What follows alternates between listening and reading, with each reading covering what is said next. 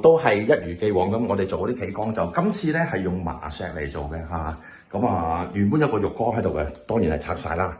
咁就用咗麻石，其實都係講翻啲手工啊，啲駁口啊，有冇啲咩狗牙啊，或者嗰個地台啊，有冇啲咩夠唔夠斜水啊咁樣啫嚇。呢度做咗個麻石咁樣啦嚇，咁樣嘅，咁就係個外觀咧就咁樣嘅啊。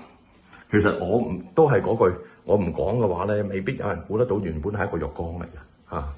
咁今次咧，頭先我就點解要睇一睇日期咧？就因為其實呢個單位住宅單位嘅業主咧，盈海單位嘅業主咧，就首先應該係2024年年尾咧，定25年年頭啦嚇，同而家相差咗成10個月有多咧，就揾過我哋做客廁嘅企缸嘅。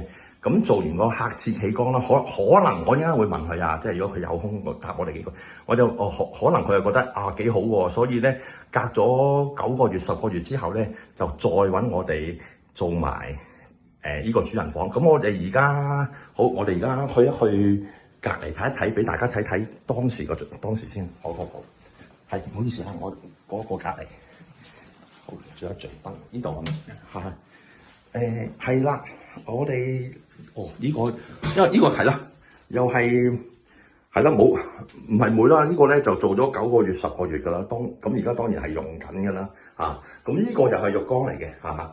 咁其實我要讚一讚業主嘅，咁好俾心機話鑿爛啲麻石，咁咧就特登攞出去配得啱，好啱嘅先至揾我哋做工程嘅。